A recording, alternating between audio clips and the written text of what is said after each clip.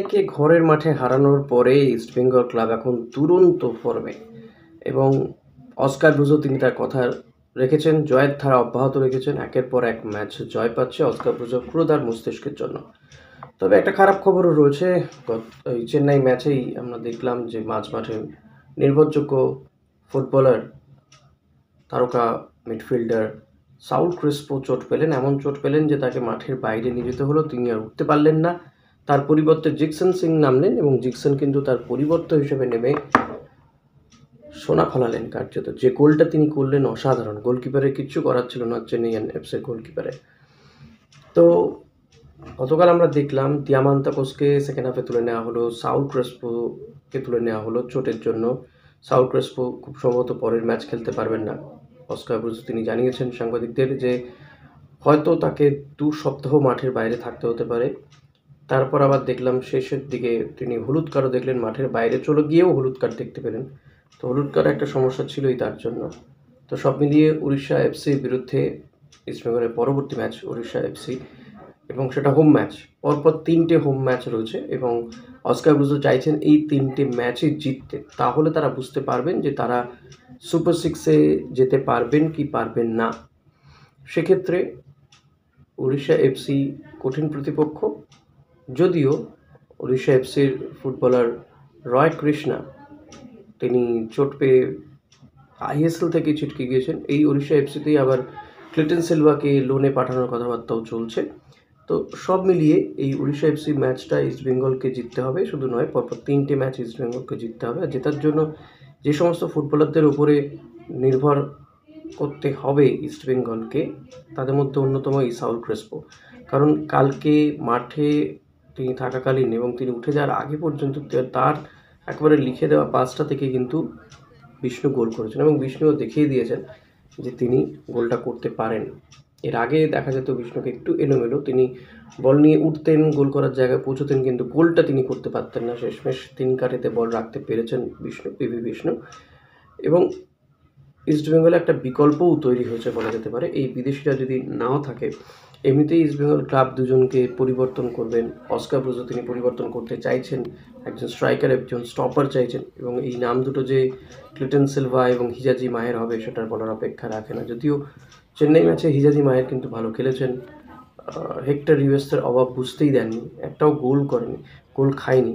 সবচেয়ে বড় বিষয় যেটা আগের ম্যাচগুলোতে দেখা যাচ্ছিল, যে ইস্টবেঙ্গল শেষ মুহূর্তে গিয়ে গোল খেয়ে যাচ্ছিল, ম্যাচগুলো হারছিল, কিন্তু এখন কিন্তু ডিফেন্স অনেক বেশি শক্ত। লাস্ট কয়েকটা ম্যাচে ইস্টবেঙ্গল গোলই খায়নি। তো এটা কিন্তু বড় পাওনা একটা ইস্টবেঙ্গল এর জন্য। তাদের স্ট্রাইকাররা গোল করছে, স্টপাররা গোল খেতে দিচ্ছে না দলকে, সেটা বড় বিষয়। যদি ফার্স্ট হাফ চেন্নাই ম্যাচে চেন্নাই কিন্তু ফার্স্ট হাফ বেশ ভালো খেলেছে। তো এই সব কিছুর কারণ এই চিমাচুকু বলে প্লেয়ারটি ইস্টবেঙ্গল ডিফেন্সকে বেশ ব্যস্ত রাখছিল, কিন্তু তাকে তুলে নেওয়া হলো।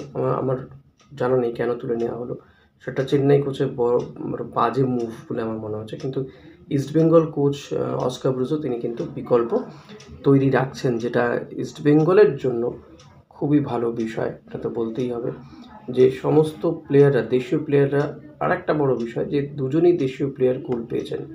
বিষ্ণু একবারে তরুণ ফুটবলার এবং জিকসন তিনিও গোল পেয়েছেন। তো সেটা একটা বড় দিক যে বিদেশিদের ওপর নির্ভরতা কমানোর একটা বিকল্পের খোঁজ আমার মনে হয় ভারতীয় দলের কোচ তিনিও দেখছেন। এদের ওপর নিঃসন্দেহে তাদের নজর থাকা উচিত। দিয়ামান্তাকোসকে তুলে দেওয়ার পরেও 2-0 গোলের জয় আসলে বড়। আর এই মোটিভেশন, এই ধারাবাহিকতা বজায় রাখতে চাইছেন অস্কার ব্রুজো, এবং পরপর 3টে যে হোম ম্যাচ রয়েছে এই 3টে হোম ম্যাচে কিন্তু জিততে চাইছেন। ফলত উড়িষ্যা ম্যাচ অত্যন্ত গুরুত্বপূর্ণ ম্যাচ। সাউল ক্রেসপোকে পাওয়া যাবে না ধরে নিয়ে এগোতে চাইছে ইস্টবেঙ্গল কোচ। তার বিকল্প কিন্তু প্রস্তুত রাখতে হচ্ছে ইস্টবেঙ্গল কোচকে। এবং সব মিলিয়ে কঠিন ম্যাচ হলেও ইস্টবেঙ্গল শিবির তৈরি, হাতে সময় খুবই কম রয়েছে। ফলত সাউল ক্রেসপো যে সুস্থ হয়ে মাঠে ফিরবেন সে আশা খুব কম কিন্তু। তো ইস্টবেঙ্গল সমর্থকদের জন্য এটা একটা খারাপ খবর, কিন্তু আবার আশার আলো এটাও যে সাউল ক্রেসপোদের বিকল্প প্রস্তুত রয়েছে। তো সেটা একটা ভালো দিক ইস্টবেঙ্গলের জন্য বলা যেতে পারে, যে বিকল্প প্লেয়াররা প্রস্তুত হচ্ছে। আপনাদের কি মনে হচ্ছে যে এই সাউল ক্রেসপোর অভাবকে জিকসন সিংরা পূরণ করতে পারছেন, কিংবা দিয়ামান্তাকোস তুলে নেওয়ার পরে যে গোল, এর রহস্য কোথায় লুকিয়ে আছে? মূল কারিগর কিন্তু অস্কার ব্রুজো, এবং এই একই টিম তো রয়েছে, প্লেয়াররাও একই রয়েছেন। তাদের মধ্যে যে আত্মবিশ্বাসটা হারিয়ে গেছিল সেটাকে ফিরিয়ে নিয়ে এসেছেন অস্কার ব্রুজো, যেটা বড় পাওনা। ইস্টবেঙ্গলকে আবার আগের ইস্টবেঙ্গল মনে হচ্ছে, চেনা ছন্দে ফিরছে ইস্টবেঙ্গল, এবং এই ধারাবাহিকতাটা ধরে রাখতে হবে, সেটাই চাইছেন অস্কার ব্রুজো। ক্লাব কর্তারাও দেখে নিতে চাইছেন এই 3টে ম্যাচে ইস্টবেঙ্গলের পারফরমেন্স। তারপরে তারা, কারণ যে দুজনকে নিয়ে কথাবার্তা চলছে, মানে যে দুটো পজিশনে প্লেয়ারদের নিয়ে কথাবার্তা চলছে, প্লেয়ারদের আনার কথা চলছে, রবসন রবিনোকে নিয়ে আসার কথা চলছে, বা আর একটি প্লেয়ার স্টপার হিসেবে নিয়ে আসার কথা চলছে, তাদেরকে নিতে গেলে যে পরিমাণ অঙ্কর প্রয়োজন বা যে পরিমাণ টাকার প্রয়োজন, এই দুজনকে রিলিজ দিতে হবে, সেখানেও টাকা দিতে হবে। তো এই বিষয়টা ইস্টবেঙ্গল কর্তাদের ভাবাচ্ছে, এবং সেই কারণে কিন্তু কথাবার্তা চললেও ফাইনাল এখনও পর্যন্ত কিছু হয়নি, মানে সই সবুত হয়নি, সময়ও রয়েছে হাতে। তো ইস্টবেঙ্গল ক্লাব কর্তারাও দেখে নিতে চাইছেন যে ক্লাবের পারফরমেন্স কেমন থাকে, আদৌ সুপার সিক্সে ওঠার মতন পজিশন থাকে কি না, তারপরে এরা আরও বেশি করে প্লেয়ারদের উদ্দেশ্যে ঝাঁপাবে। কিন্তু ইতিমধ্যে কিন্তু বহু প্লেয়ারের সঙ্গে কথাবার্তা চলছে, রবসনের সঙ্গে যেমন কথাবার্তা চলছে, পাশাপাশি অন্যান্য প্লেয়ারদের সঙ্গেও কথাবার্তা চলছে। তবে এক্ষেত্রে অস্কার ব্রুজো খুব বুদ্ধিমানের মতন কাজ করছেন, যে তিনি কোনো নাম সরাসরি বলতে চাইছেন না। অনেক সময় কোচদের বিরুদ্ধে অভিযোগ ওঠে যে তাদের পছন্দ মতো প্লেয়ারদের তারা নিয়ে আসেন, এক্ষেত্রেও টাকা খাওয়ার অভিযোগ বা কমিশন খাওয়ার অভিযোগ, নানান রকম অভিযোগ থাকে।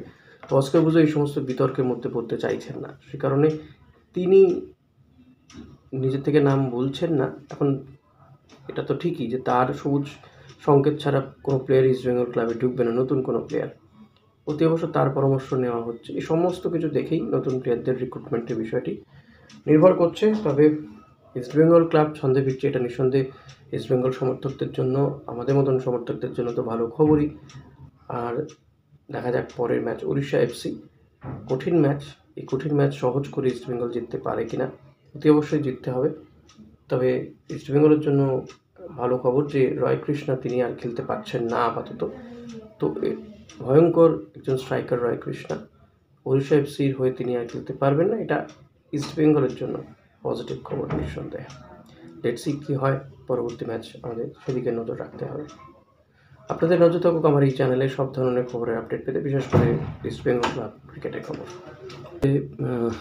কিছু কিছু ক্ষেত্রে তো আমি লাইভ স্ট্রিমিংও করছি, ক্রিকেট ম্যাচ, বর্ডার গাভাস্কার ট্রফির লাইভ স্ট্রিমিং, বা আন্ডার-19 ক্রিকেট টুর্নামেন্টেরও লাইভ স্ট্রিমিং করছি, ইস্টবেঙ্গল ম্যাচেরও লাইভ স্ট্রিমিং করেছি।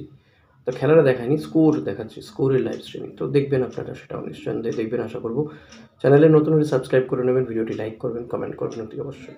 ধন্যবাদ।